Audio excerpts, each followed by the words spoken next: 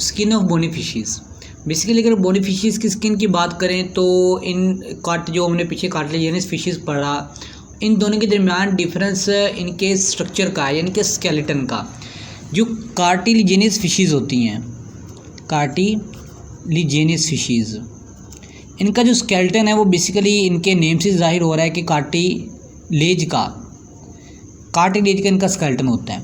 जबकि bony fishes की बात करें तो बोनी फिशेस का जो स्केलेटन है वो बोन से रिलेटेड होता है। इन दोनों के दरमियान ये डिफरेंस होता है।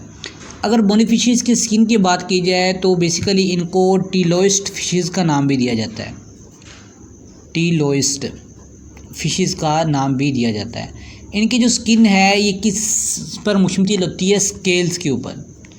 इनकी स्किन के ऊपर स्केल्स बने होते हैं। जो वो स्केल जो हैं वो किस से मिलकर बने होते हैं? डर्मल बोन से मिलकर बने होते हैं, डर्मल बोन से मिलकर बने होते हैं। अब देखिए कि जो डर्मल बोन्स की अगर मैं बेसिकली बात करूँ तो डर्मल बोन्स ये डर्मल टिश्यू से मिलकर बने होंगे। ये जो डर्मल टिश्यूज़ हैं ये उल्ट हैं किसका? कार्टिलेजिनस का। यानी कि जिस तरीके से कुछ फिशेस के अंदर कार्टिलेज होता है, वैसे ही बोनी फिशेस के अंदर डर्मल बोन्स होती हैं, डर्मल टिश्यूज़ होते हैं।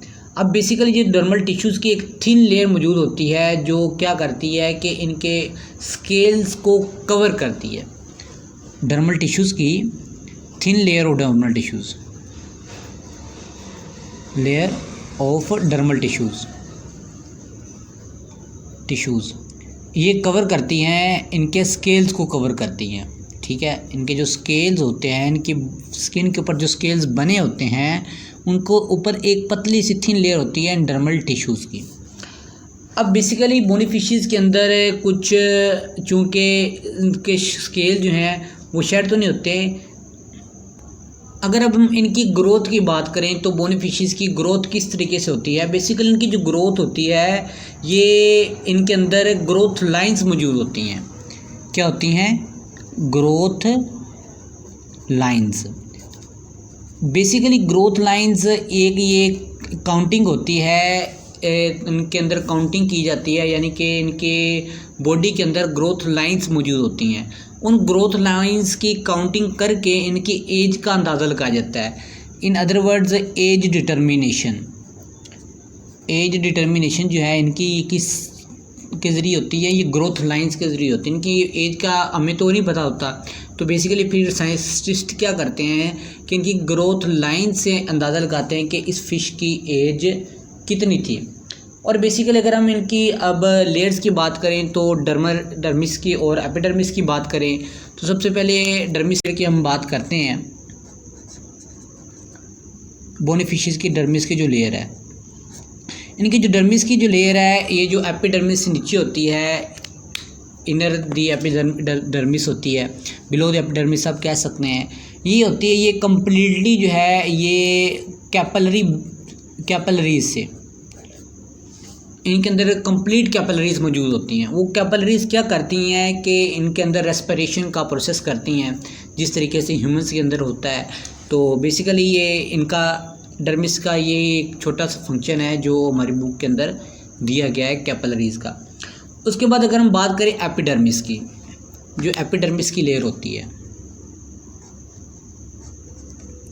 एपिडर्मिस, अगर बेसिकली एपिडर्मिस की बात करूँ तो एपिडर्मिस किसके ऊपर मुश्तमिल होते हैं? म्यूकस ग्लैंड्स के ऊपर। किसके ऊपर मुश्तमिल होते हैं? म्यूकस ग्लैंड के ऊपर। अब म्यूकस ग्लैंड क्या करेंगे? म्यूकस प्रोड्यूस करेंगे।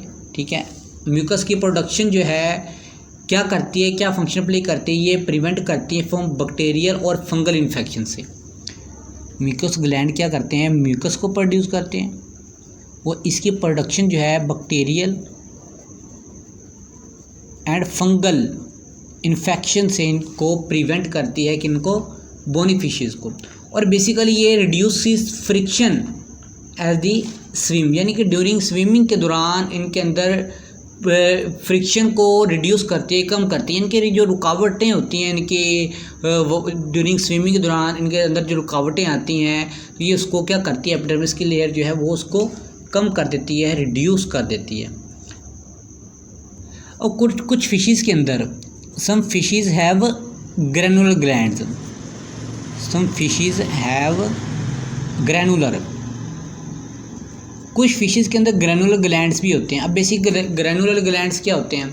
अगर ग्रैनुलर ग्लैंड्स की बात करें तो बेसिकली ग्रैनुलर ग्लैंड जो हैं ऐसे ग्लैंड्स को कहा जाता है जो एक्सोक्राइन भी होते हैं और एंडोक्राइन भी होते हैं, या सिंपली अब ये कह सकते हैं combination of exocrine and endocrine gland, combination of exocrine plus endocrine gland. Exocrine gland जो डक्ट वाले ग्लैंड होते हैं, यानी कि ऐसे ग्लैंड, ऐसे हार्मोन जिनको किसी नाली की, किसी डक्ट की ज़रूरत होती है एक जगह से दूसरी जगह जाने के लिए, जबकि एंडोक्राइन जो होते हैं वो डक्टलेस होते हैं, जिनको किसी भी नाली की, किसी भी कैपिलरीज की, किसी भी वेन की ज़रूरत नहीं होती एक जगह से दूसरी जगह जाने के लिए। और ग्रैनुलर ग्लैंड जो ये इन दोनों का कम्बिनेशन होते हैं, और ये कुछ फिशेज़ के अंदर मौजूद होते हैं जो इनके अंदर डिफरेंट फंक्शन जो हैं वो प्ले करते हैं। अब बेसिकली कुछ टिलोइड फिशेज़ जो हैं वो किसके अंदर रहती हैं? डीप एक्वेटिक हैबिटेट के अंदर रहती हैं, और डीप एक्वेटिक हैबिटेट के अंदर रहने की वजह से इनके अंदर होते हैं फोटोफोर्स होते हैं। कुछ टिलोइड फिशेज़ जो हैं, फिशेज़ के अंदर हैव फोटोपोर्स। अब फोटोपोर्स क्या होते हैं? बेसिकली फोटोपोर्स इनकी स्किन के ऊपर रिसेप्टर्स होते हैं कुछ, ये हम अपने नेक्स्ट चैप्टर के अंदर कम्युनिकेशन 1 के अंदर हम डिस्कस करेंगे ये सब रिसेप्टर्स का, कि फोटोपोर्स रिसेप्टर्स होते हैं। ये रिसेप्टर क्या करते हैं? रिकॉग्निशन करते हैं।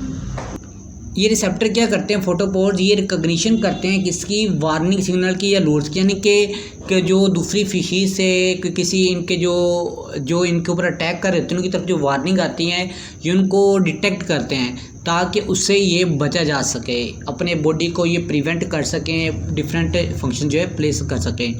तो बेसिकली ये था बोनी फिशीज़ का स्ट्रक्चर, जो किसके अंदर आ जाते हैं? वर्टिब्रेट के अंदर आ जाते हैं। Okay, thank you.